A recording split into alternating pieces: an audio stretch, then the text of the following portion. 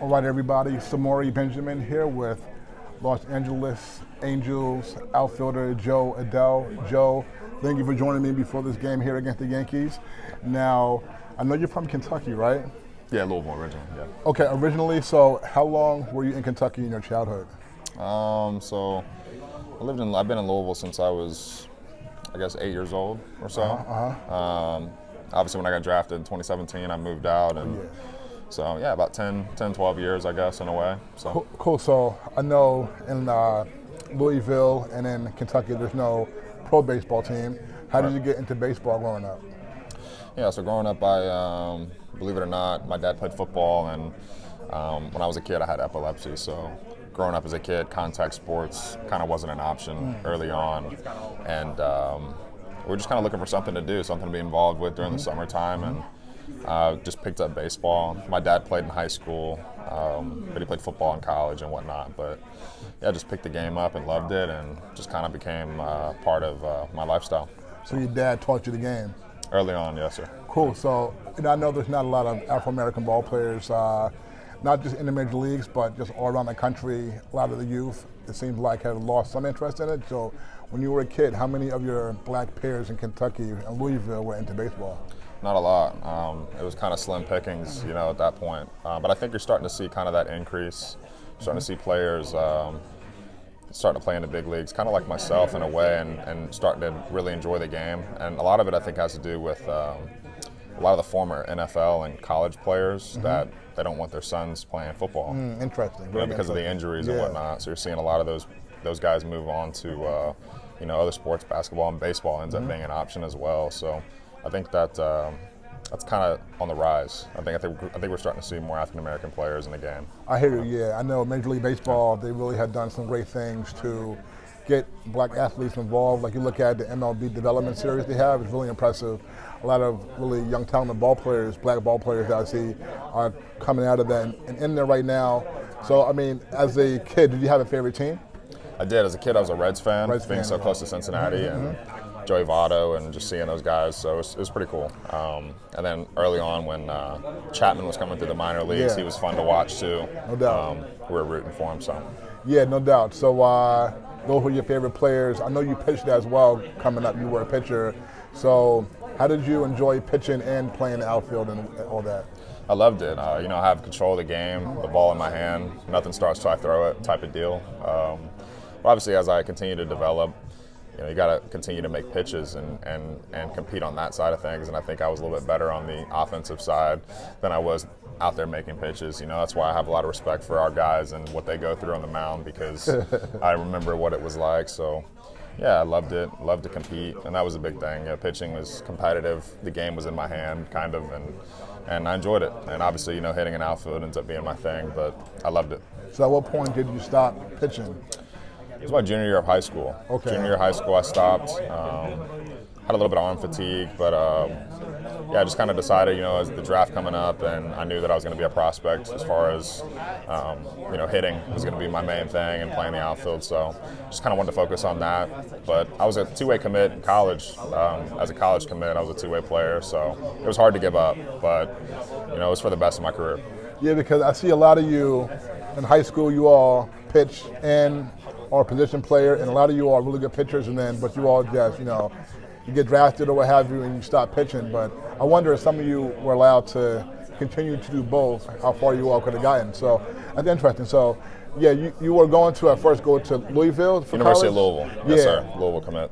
But you were drafted in the 2017 draft, number 10 overall, right? Yes, sir. So how did it feel to be drafted so high at that time? It was awesome. It was something that kind of grew as the season progressed for me. In high school, the draft, you never really know what's going to happen. Especially me being a high school player, I hadn't experienced anything like the level of scouting that was going on my senior year, and kind of as the season went on, got with my agent, and they're like, hey, like you're having like an unreal year. Like we think that there's going to be teams interested in pretty high in the draft. And before you know it, I got picked 10th by the Angels, and just kind of a whirlwind of a year, but got to give a lot of credit to my family for putting up with that, because that is a lot to put up with, and kind of keeping me sane during that whole period of time. And continue to grind and got in the minor leagues, and here we are now. So it's kind of crazy how time flies. Yeah, I was just talking with Hunter Green the other day, and he said he remembered being with you at that draft, and of course, Royce Lewis, the first pick that year. I just interviewed him last week. He was here with the Twins. So yeah, it's cool. You guys all in the major leagues doing your thing. That's great. I mean, when you first got to the minor leagues, did you notice a big difference between high school and the minor leagues? Well, yeah, just the difference in skill set. You had a lot of guys running out in the field that had a similar skill set to me. I think that was the opening kind of wake-up call there, and had to find a way to separate yourself. And you know, I think the biggest difference too, like you get in the minor leagues right off the bat, you're playing against kind of your own players, because you know you get put in that pool in Arizona, you scrimmage, you do all that type of stuff, and you're competing against guys that are drafted or coming overseas that are free agents. And so yeah, it was you know, seeing 95 plus, you know, for the first time on a regular basis was like, whoa, you know, I'm used to in high school, you don't see that until the summertime every once in a while. So, you know, wake up call, but in the best way, you know, fighting the adversity and finding a way to get through it and come out on top. I mean, that's what it's about. Yeah, I remember, so 2018, you made the Futures game, that your first year in the minor leagues, and I'm someone I've been covering. My first All-Star game that I covered was 2008, actually, at the old Yankee Stadium. That was the first Futures game. So during the Futures game, years that I do go, I try and see how many Afro-American players are in the game. So I remember that year there was like several, and Taylor Trammell won the MVP of that game. I remember, yeah, man, that was very cool. I mean, so how did it feel to just get named to that Futures game that first year in the minor leagues? It was awesome. You know, being in the Futures game was kind of one of those things that you look around now, you know, Pete Alonso, Fernando Tatis, you know, a lot of guys that are, you know, all-stars that, you know, go out and take the field every day in the big leagues. And, and being Alvarez in there too. Right. And you end up being around those guys, and he actually might have been the year before, maybe. I think he was 2018, I think. He was 2018 that year? I think so. Yeah, well, anyway, Alvarez. Again, Jordan Alvarez, right? Like we're talking about, you know. Hunter Green was there. Yeah, exactly. But it was cool because it was the USA versus World, and I played in the last year of the USA versus World, which was really cool, and it made it a little bit more competitive, in my opinion. Definitely. Obviously, it's a competitive event, but we were just, you know, fighting for USA. You know what I mean? Like, it felt like we were fighting for something for one day, and it was cool. It was a really cool event.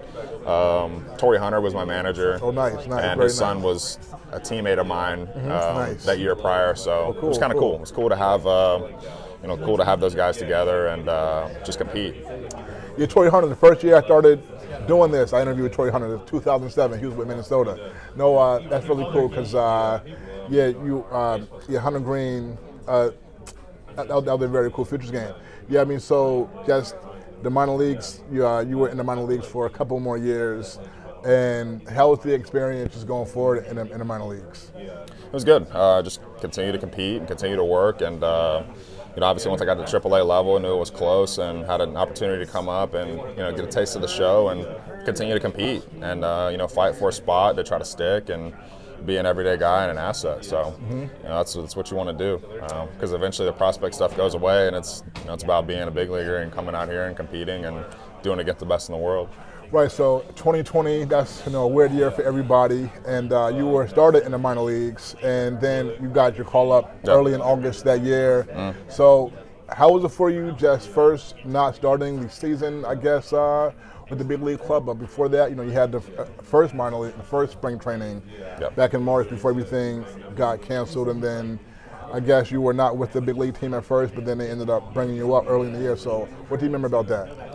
Yeah, my first time in the big leagues, I struggled. You know, I played in the COVID season, and I struggled, and a lot of it had to do with, you know, other stuff outside of, you know, baseball. But yeah, you know, it was a year for me to grow. It was a year for me to figure stuff out and kind of figure out who I am and continue to get better and understand that we're playing against the best in the world. And you know, you had 60 games to go out and be the best you could be, and it was difficult for me. You know, it was difficult for me to try to compete in that atmosphere, and I had to be better. I had to bounce back and figure out what I could do to improve my game and continue to work. And the best thing that ever happened was that year was for me not to come out and play at the level that I thought that I could, because it just set me up to continue to work and be better and continue to know that there's a light at the end of the tunnel. You know what I mean? And so I come back every year and been better, and that's what I continue to try to do. And So just the learning lessons along the way, but I take something out of every year and I try to get better with it, and that's what I've done since that year.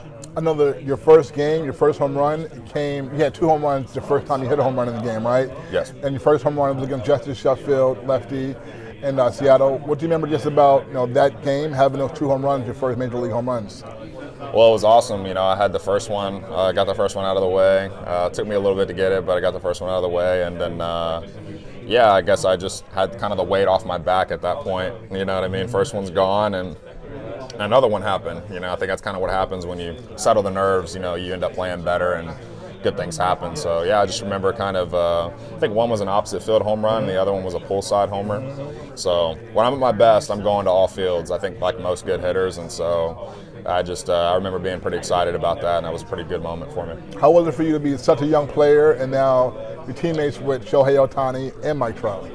That's pretty cool. It's pretty cool. You learn a lot from those guys, and a lot of it is, kind of just sit back and observe and watch them go about their work and be able to pick and choose things that you can implement. And the big thing is the work ethic, especially when Shohei was here. When Shohei was here, man, he had a routine for everything. He had a routine, a rhythm, a presence about him that he was going to prepare to do his deal every night, and that's what you got to do to be successful at this level. So, really good to look up to as far as just focusing in and seeing their routine. I've got a couple more for you.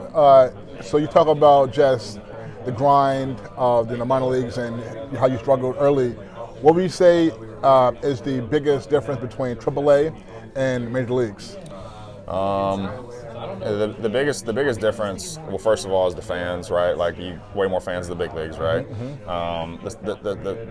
As far as baseball stuff goes, probably the power arms, the starters. Right.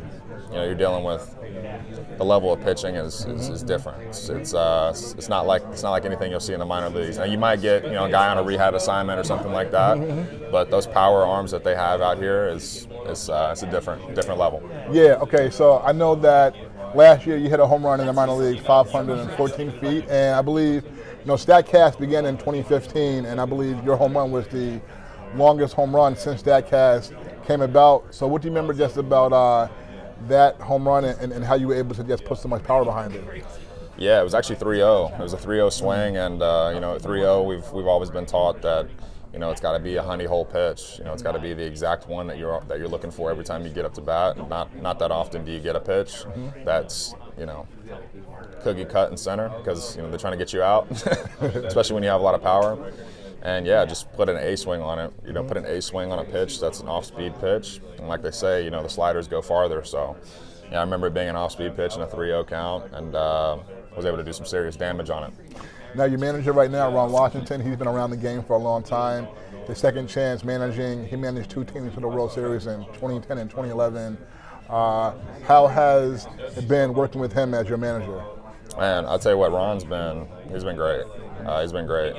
He's been about the work, and I think that's something that's been important around here, especially with a younger team like we have, is, he's focused on our work and how we're preparing. And he's made that the focus. And I think that's taken a lot of pressure off our younger group of guys when we play, because we know that we're prepared and we've put the work in required to go and compete. And when Ron's out there, that's what he's about. He's about how you're working, the way that you work, and the intensity of the work, right? And then when the game starts, you can just chalk that up and just go play your game. And I think a lot of guys in here, especially our younger guys, have really gotten better because of it. So I'm excited to see where things go. Okay, this year you are doing your thing. You've been playing pretty much the entire season, your first really full season in the major leagues. You're hitting home runs, stealing bases. So how has it been for you to really get a chance to play for the whole season? And what do you think the next 2 months have in store for you and the team? That's been awesome. Man, I can't ask for anything else. I'm just glad to be here and feeling good and being able to continue. It's the same thing for me finishing out the year. I want to be able to continue to be aggressive on the base path, and when I get mistake pitches, I want to do damage. That's who I am at the plate. The biggest thing for me though is my defense. My defense has improved to a level that just makes me excited to think about, because that's something important to me to get better, was my level of defense, and I've taken it to a whole new level. So I'm really excited about that. So keep locking it down defensively, and when I get mistake pitches, I'm looking to do damage. So. All right, folks. So Los Angeles Angels outfielder Jo Adell. Joe, man, thank you so much. It's been a pleasure. Thank you. Appreciate All right, buddy. Right on. All right, Thanks. folks, we're back.